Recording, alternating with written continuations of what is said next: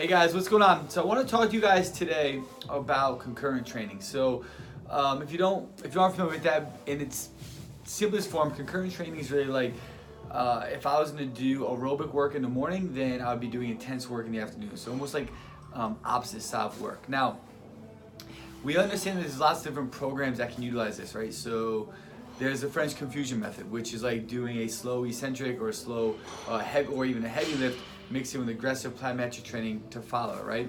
There's contrast training, right? So they all kind of mean similar things, that we're trying to operate different aspects of human movement and explosiveness, power, speed, endurance, just to kind of create some sort of potentiation and or drive another sort of adaptation within inside the body. But now the sport of fitness, because the sport of fitness is like so new, at specific phases within inside training, this really isn't going to work that well. Meaning, if I'm trying to build capacity and really build that aerobic threshold, right, which by nature is operating around that 60 to 75% rate of perceived exertion, or if we want to talk about heart rates, it's operating at that specific heart rate.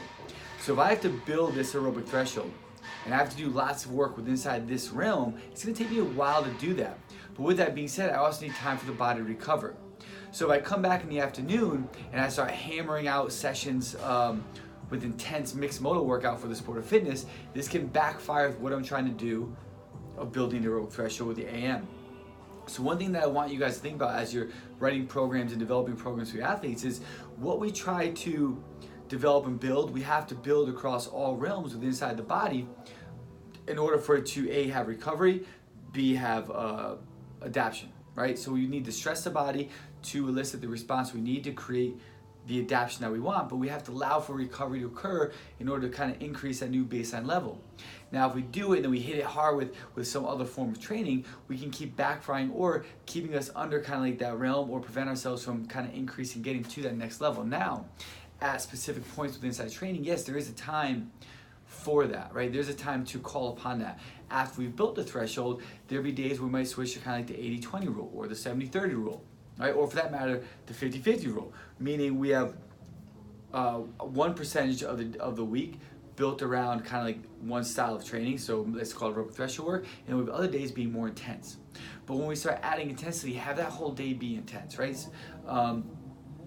Unless we need specific recovery and we're using more of the aerobic threshold style work as a recovery session. But that's another kind of discussion. But for what we're trying to talk about with inside this Coach's Corner podcast is keep your training current together to allow your body to build what it needs to build. And then as you build that, then we can start switching through the phases of the training year and start adding in the different applications of energy system work in order to progress where we need to progress to. I hope that helps. It's a very similar thing like if we were building gymnastics and I need to work on the technique of gymnastics, then I need to focus on the technique for that across that kind of training phase or training block. I can't think about I'm gonna hit technique in the morning and come back at night and throw in a 50 muscle up workout and expect to have good technique, right? Because I need time to allow that adaptation to occur, right? Just like in anything else we're doing, that's what we have to think about, right? Hope that helps, guys. Have a great week.